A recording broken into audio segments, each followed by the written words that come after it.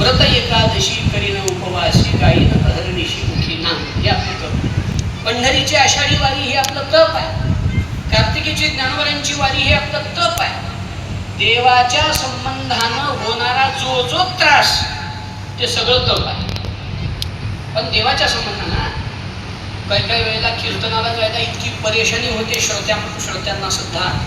जाता येत नाही, चालत जावं लागतं, चिखलातून जावं लागतं. हे काय आहे? हा ताप नाही, हे तप आहे. काय काय माणसं म्हणजे काय सांगायचं महाराज, तुमच्या कीर्तनाला याला लय ताप झाला, असं वाटलं की समजावं खराच ताप झालाय, देवाचाच ताप झालाय. हे तप आहे महाराज. जे जे काही शरीराला कष्ट होती देवाला समोर ठेवून ते सगळे कष्ट तप आहे. वारी हे आपल्या वारकऱ्याचं तप आहे. भल्या पहाटे उठायचं काय, टँकर जिथं भेटते तिथं त्या नळाखाली जाऊन आंघोळ करायची काय, पण ती आंघोळी कशी, भाऊ आहे तिथं, भाऊला माहिती आहे कशी आंघोळ. नळाखाली बसून अंग भिजलं आणि साबण लावलं की टँकर हात. पण जरा ट्रॅफिक असते ना आषाढी वारीमध्ये जास्त, मग हल्लं की पुढे जाऊन थांबलं की ती गबाळ उचलायचं, साबण अंगाला तसंच हे पळत पळत जायचं, जिथं थांबलं तिथं जायचं, पुन्हा खाली बसायचं. अशी आंघोळ हे तप आहे.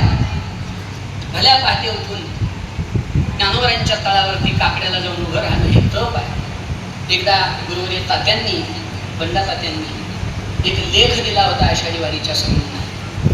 त्या लेखामध्ये ते म्हणाले हे आमचं वारकऱ्याचं तप आहे. कारण वारकरी रात्री 10 वाजता झोपतात, 2 वाजता 2:30 वाजता उठतात, 4-4.5 तास झोपतात, मग जिथं भेटेल तिथं स्नान करतात आणि येऊन काकड्याला उभे राहतात आणि 6 वाजेपर्यंत काकडा झाला की पुन्हा राहिलेला नित्यनेम राहिलेल्या अर्ध्यात शब्द म्हणजे शब्द जैसे कल्लोळ अमृताचे, तुका म्हणे सुखपराव्या सुखे अमृतही मुखे स्रवत असे. अमृतासम नवे नवे अमृतच. सकाळी बाबा महाराज सांगत होते अमृत कुठं आहे. एकदा मोरारी बापूंनी तव कथामृतम तप्त जीवनम कविभिरीडितम कल्मशापहम या गोपीगीतातल्या श्लोकावर 9 दिवस कथा केली होती एका श्लोकावर. त्यावेळेला त्यांनी अमृताची 7 स्थानं सांगितली होती.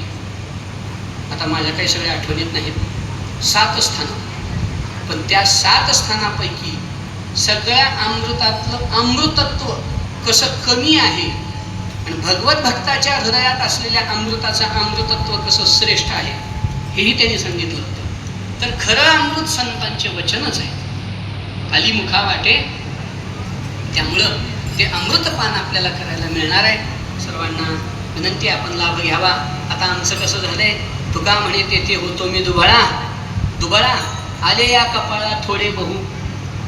तुमच्यापेक्षा थोडंफार आम्हाला लाभलं या सेवेच्या निमित्तानं, पण जे इकडं आलेच नाहीत त्यांच्यापेक्षा मात्र जास्त लाभ एवढी गोष्ट काय. आले या कपाळा थोडे बहु, तात्या सांगतात हा अर्थ याचा.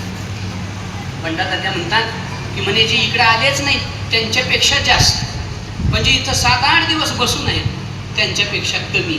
आले या कपाळा थोडे बहु. अशा पद्धतीनं हा सेवेचा लाभ झाला. पुनश्च एकदा तुम्हा सर्व विद्वज्जनांच्या साधुवर्यांच्या चरणी साष्टांग प्रणाम करतो. खूप मंडळी आहेत, आता सगळ्यांचा नामोल्लेख करणं शक्य नाही, पण नक्की या सर्व महापुरुषांच्या चरणी अत्यंत विनम्र भावाने साष्टांग प्रणाम करून या ठिकाणी सेवेला पूर्णविराम देतो. कुंडलिक वरदा विठ्ठल श्री ज्ञानदेव. खरं तर साहेबांच्या या शुद्ध संकल्पाचा परिणाम असा की सगळी साधुवर्य इथं धावून येत आहेत. परमश्रद्धेय हुमानगीर बाबा या ठिकाणी उपस्थित झालेले आहेत. आज बाबांचं तप खूप मोठं आहे खरं पाहता. त्यांनी काशी क्षेत्रामध्ये राहून 2 वेळा यज्ञ केले संस्कृतामध्ये आणि त्यानंतर 3 नर्मदा परिक्रमा केलेली आहे. सरदार डॅम व्हायच्या आधीची गोष्ट आहे बरं, म्हणजे जवळपास 2000च्या आधीची गोष्ट. आणि आपल्या भाग्यानं आपल्या परिसरात एकंबीला बाबा सध्या स्थानापन्न झालेले आहेत. बाबांच्याही चरणी प्रणाम करतो, शास्त्री बाबांच्याही चरणी प्रणाम करतो. सगळी ऋषिकेशी संत म्हणत आहेत, सगळ्यांच्या चरणी साष्टांग प्रणाम करतो आणि या ठिकाणी थांबतो. विठ्ठल विठ्ठल विठ्ठल विठ्ठल पुंडरीक वरदा विठ्ठल श्री ज्ञानदेव तुकाराम.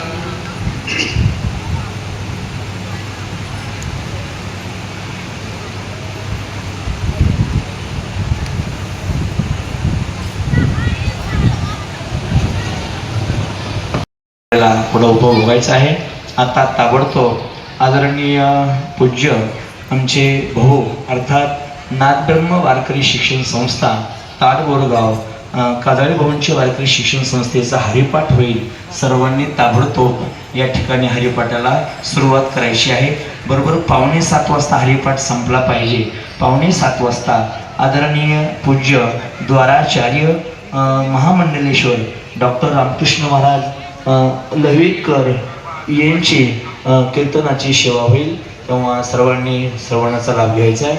आज रात्री 10 ते 12 या वेळेमध्ये संगीत अलंकार बाळासाहेबजी महाराज वाईकर यांचीही या ठिकाणी उपस्थिती लाभलेली आहे. आज रात्री त्यांचं संगीत भजन होईल. अगदी आपल्याला वेगवेगळ्या संगीताच्या माध्यमातून प्रवचनाच्या कीर्तनाच्या कथेच्या माध्यमातून या ठिकाणी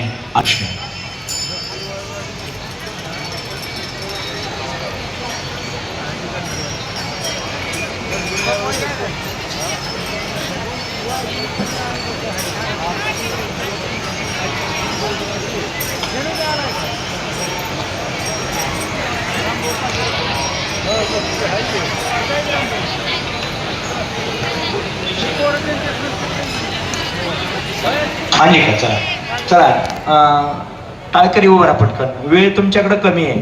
तुम्ही वेळ लावू नका. विना घ्या. चला 6:45 वाजता हरिपाठ संपला पाहिजे. 6:45 वाजता कीर्तन सुरू झालंच पाहिजे. चला लवकर या.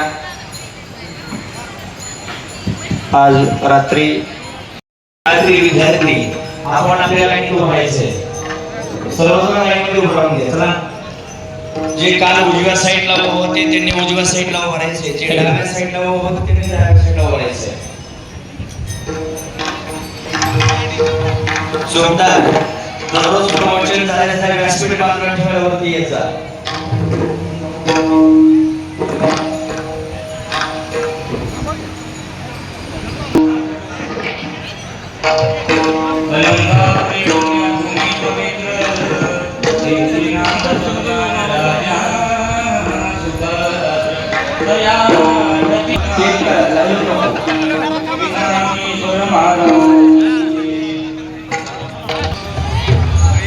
करतो